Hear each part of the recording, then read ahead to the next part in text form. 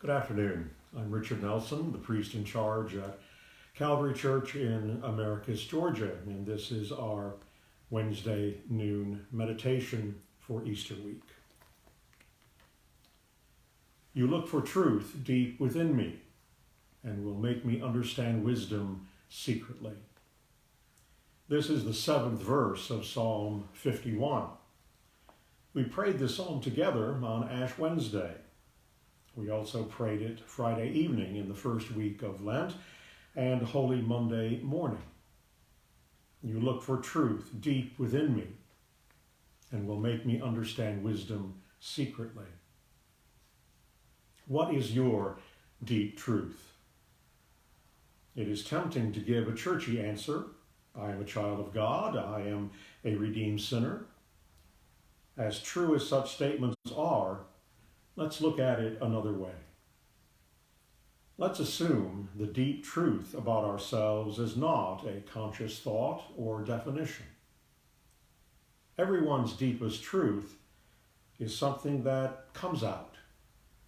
It is the central core of personhood, defining, informing, and motivating everything we do and say and think. Except for the moment that how you live reveals your deep truth. What motivates, excites, fulfills you? What can you not get enough of? What is most important? What occupies your time and energy? As you truly study yourself, you begin to see your deep truth. Yet even at this level, what you notice is more like weather that swirls around a great mountain. We pay a lot of attention to what churns around us and in us, and it is true, but it is not the deepest truth. Our society hates self-awareness because the deep truth in people cannot be marketed or manipulated or exploited, although some try.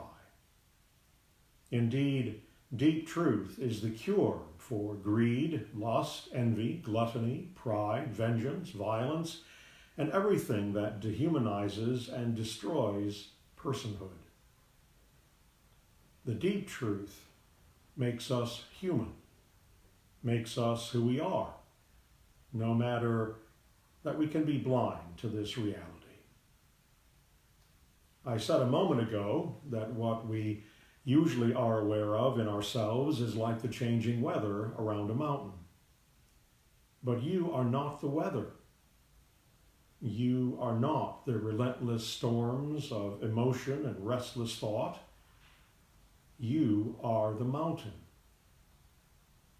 Psalm 125, verse 1 testifies, "Those who trust in the Lord are like Mount Zion, which cannot be moved, but stands fast forever." It is by surrendering the emotional tempest and downpour of thoughts swirling around and through us that allows the sacred within gradually to reveal itself as a simple, fundamental fact. We are already treasured by God.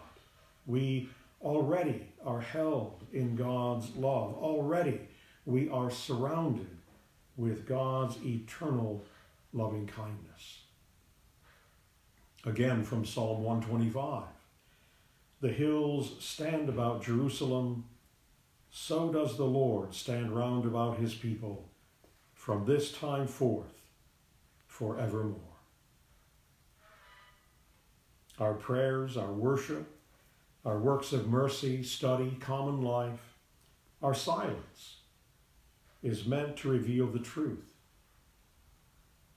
God is to us what water is to a fish, what air is to a bird. We swim in God, we fly in God with every breath. As Paul puts it, in God we live and move and have our being.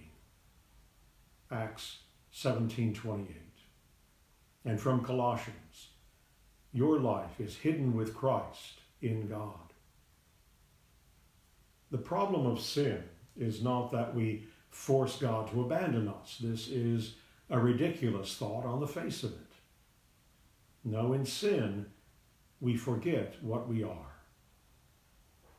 Assuming the storms that batter us are life's deepest truth, we try to be our own God, believing the absurdity that if we just had the right knowledge, or the right luck, or the sufficient strength, or enough money, or prestige, or possessions, we could be happy. St. Augustine, after years of searching for the truth, finally surrendered to Jesus.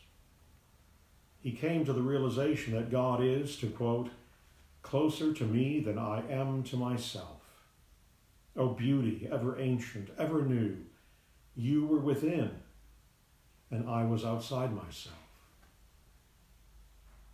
1,000 years later, the anonymous writer of the Cloud of Unknowing wrote, God is your being. What you are in God.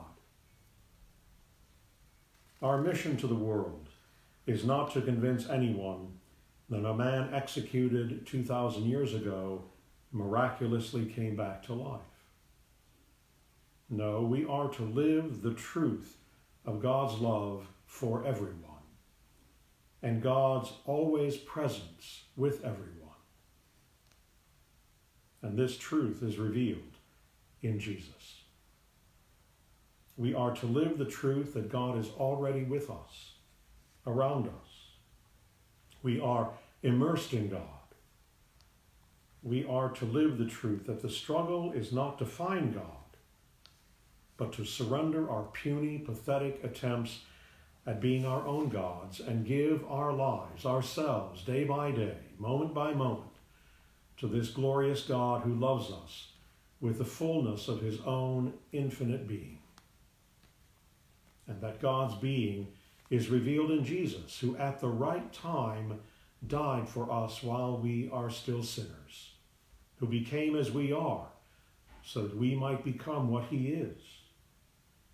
This Jesus who rose victorious to lift us all out of death into eternal life. This is the deep truth within us all.